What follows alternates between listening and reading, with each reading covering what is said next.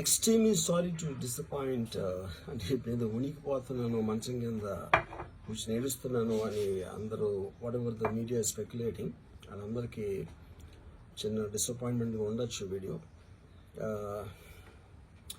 ఇక్కడ పాయింట్ ఏంటంటే, I just want explain the whole concept. ఇప్పుడు నేను ఆల్మోస్ట్ ఒక 1 year బ్యాక్ ఏదో ట్వీట్స్ పెట్టాను అనే ఎలిగేషన్.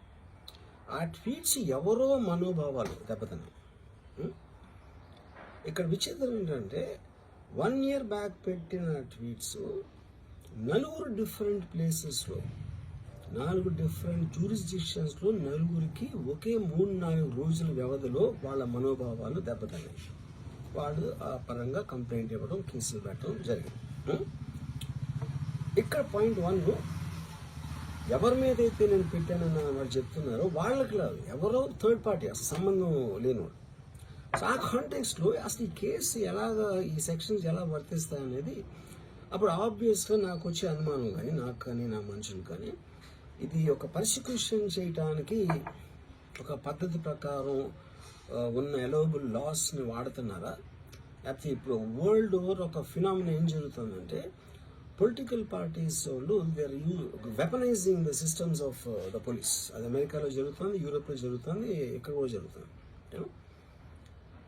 అప్పుడు నేను ఏ ఒక్క వ్యక్తిని, ఒక పోలీస్ ఆఫీసర్ని కానీ, ఒక పొలిటికల్ పర్సన్ కానీ నేను బ్లేమ్ చేయట్లా. I think it happens in certain ఒక ఏమంటారు దాన్ని, ఒక వే. అది అందరూ కూడా ఎంతో కొంత అది చేయటానికి టెంప్టేషన్ ఉండొచ్చు. But eventually there is the law of the land which will take the final call. So అది that I completely agree, believe in that and I abide by that as a citizen. So ఇప్పుడు ఇక్కడ జరిగింది ఏంటి, నాకు ఒక notice వచ్చింది, నేను ఒక రిప్లై ఇచ్చాను, ఫలానా చోట ఫలానా తారీఖు నేను వస్తాను.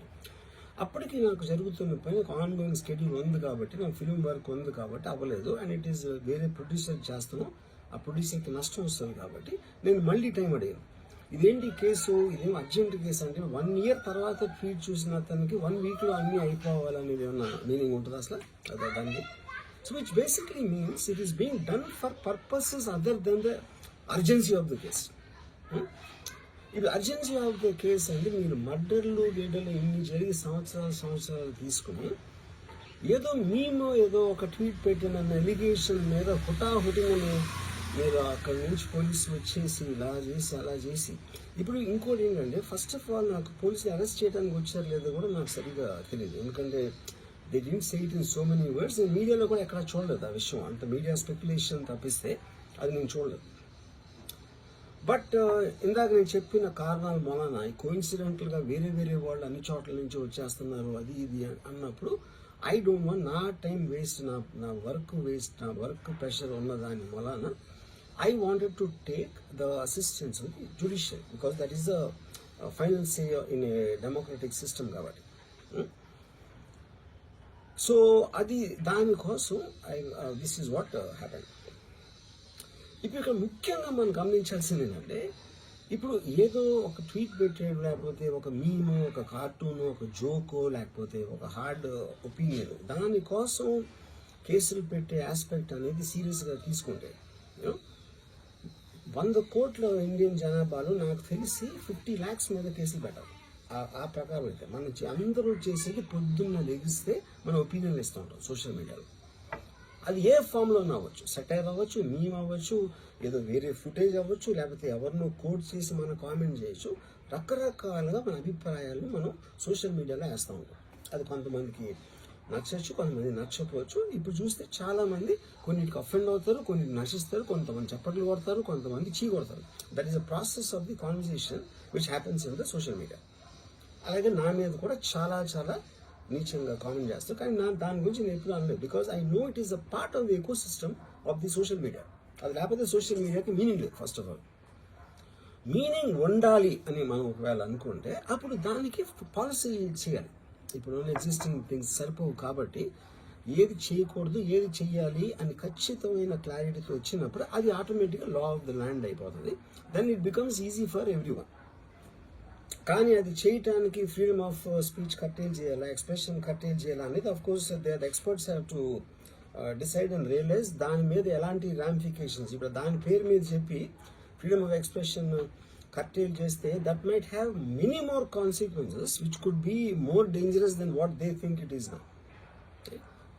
So again I want to say, నేను ఎవరిని బ్లేమ్ చేయలేదు. ఇప్పుడు ఒక పర్టికులర్ పర్సన్ హైపోథెటికల్గా ఉన్నారు అనుకున్నాం, నా మీద ఒక చేసి నన్ను హెరాస్ చేయడానికి ఒపీనియన్ పవర్లో ఉన్న అతను చేస్తున్నాడు అనుకున్నాం, అంటే తప్పేంటి? ఇప్పుడు హెరాస్ చేసే పవర్ లేకపోతే పవర్లో రావడానికి ఎందుకు అసలు ఏదైనా చేయటానికి?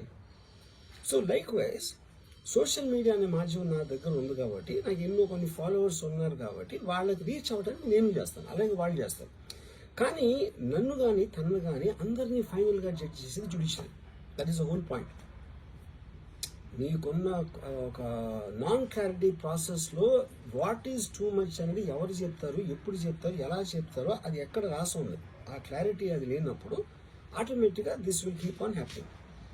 యూనో, సో ఐ కేస్ ఇందాక ఒక మొత్తం social media almost 90% of them they will be liable for cases to be put. ఏంటంటే పొద్దున్న లేస్తే అందరూ చేసేది అదే, ఎవరో ఒకరిని తిట్టడం, ఎవరో ఒకరిని ఇది చేయడం, ఎవరో ఒకరి మీద ఒపీనియన్ ఇవ్వడం, ఎవరో ఒకరి పర్సనల్ లైఫ్కి వెళ్ళిపోవడం. అది తప్పిస్తే సోషల్ మీడియాలో ఇంకేం చేస్తారు అసలు? సో ఇప్పుడు వాళ్ళందరి మీద పెట్టాలి అంటే అక్కడ ఎలా అంత ఉంటుంది? ఇంకోటి, దాని అర్జెన్సీ ఏంటి, దాని ఇంపార్టెన్స్ ఏంటి, ఎంత అంటే ఇప్పుడు మర్డర్ కేసులు, టెర్రరిజం కేసులు ఇలాంటి దానికి ఒక సీరియస్ క్రైమ్స్ ఉండాల్సిన పోలీసు సంవత్సరం క్రితం పెట్టిన ట్వీట్ కోసం అతను he didn't reply properly are he didn't reply అన్న ఒక్క దాని బేసిస్ మీద ఒంగోలు నుంచి పోలీసులు వచ్చేసి అది చేశారు అంటే I'm not able to understand the police priority ఏంటని. నేను పోలీసుని బ్లేమ్ చేయట్లేదు, I'm tracking with the system, I'm not talking about the particular police officers. Ongole police officer మాట్లాడలేను. So is there a system in place for that? Priority of importance అనేది ఉంటుంది కదా ఎక్కడో చోట. అంటే 11 o'clock నేను ఎప్పి రావాలి, నేను 10 o'clock రిప్లై ఇస్తే 10:30కి వచ్చేస్తే which means they're already there. అంటే అన్ని పనులు వదిలేసి ట్వీట్ పెట్టిన వాళ్ళ మీద వస్తే I really don't understand the context honestly. అందుకని ఇప్పుడు ఇది నాది క్వశ్చన్ కాదు. రామ్ గోపాలమో ఒకడు ఎవడో ఉన్నాడు అటు పెట్టాడు, ఇంకోటి ఎవడో సబ్బారావు పెట్టాడు, అప్పారావు పెట్టాడు. సో దీని మూలాన రామ్ గోపాల్ని అప్పారావు సుబ్బారావు మీదకి వస్తే రేపు ఎంతమంది మీదకి వెళ్తారు? ఇది అందరి ప్రాబ్లం. సో అది నా పాయింట్. ఇప్పుడు ఒక చాలా ఫేమస్ లైన్ ఉంది second world war time, when Hitler ఆస్పెక్ట్స్లో first they came for someone, I thought it was someone else, then they came for somebody else, I thought it was somebody else, then they came for me. అంటే ఏంటి? Then they came for every one. So that is what we need to actually, that is the main issue which is what I wanted to bring to your notice. అప్పుడు ఒక్క second నన్ను మర్చిపోతే social మీడియాలో tweets memes పెట్టినంత మాత్రాన ఎవరో ఒకళ్ళు ఏదో ఒక రోజు మేల్కొని 1 year తర్వాత నేను అప్పుడు చూశాను కానీ ఇప్పుడే చూశాను, అప్పుడు పెట్టావు, ఇప్పుడు నా మనోభావం దెబ్బతిందంటే అసలు దానికి అంత అనేది ఉంటుందా అలాంటి కేసులు పెట్టడానికి? ఓకే, బై లా కంప్లైంట్ వచ్చినప్పుడు కేసు తీసుకోవాలి, ఐ అండర్స్టాండ్. నాకు అంత మాత్రం లా పరిజ్ఞానం నాకు కూడా ఉంది. కానీ అది మీరు సీరియస్గా తీసుకుంటే, ఒక యూనిఫామ్ డిస్పారిటీ లేకుండా, డిస్క్రిమినేషన్ లేకుండా మీరు అందరినీ సీరియస్గా తీసుకుంటే ఒక అంటే మొత్తం సోషల్ మీడియా మొత్తం జైల్లో ఉంటుంది అట్లీస్ట్ 80 to 90%. ఎందుకంటే సోషల్ మీడియాకి వచ్చేదే దానికోసం, ఎవరైనా సరే వచ్చేది ఫైనల్గా. So basically I felt there is a need for me to tell for concern people. ఇప్పుడు నేను పారిపోయానా, దాక్కుని ఏడుస్తున్నానా, భయపడి ఉనికిపోతున్నానా, ఏదైనా వాట్ ఎవర్, అది okay, that's all fine. I know that is entertainment at the end of the day. అలాంటి thumbnails లేకపోతే ఎవరు చూడరు కాబట్టి వాళ్ళ బతుకు తీరు కోసం అలాంటివి పెట్టుకుంటారు. I have no problem with that. Everybody wants to make a living. But on the larger picture I want to say this one thing lastly నేను చెప్పేది ఒక్కటే అందరూ అర్థం చేసుకోవాల్సింది, ఇది సోషల్ మీడియా ప్రాబ్లం, నా ఒక్క ప్రాబ్లం కాదు. That is what I will request everyone to understand, including if at all ఎవరన్నా దీన్ని పనిగట్టుకుని ఇది చేసే మనుషులు ఎవరన్నా ఉన్నారని నేను చెప్పట్లేదు, I don't want to jump the gun, but even for them I think fundamental importance is this point అనేది I wanted to tell. Thank you.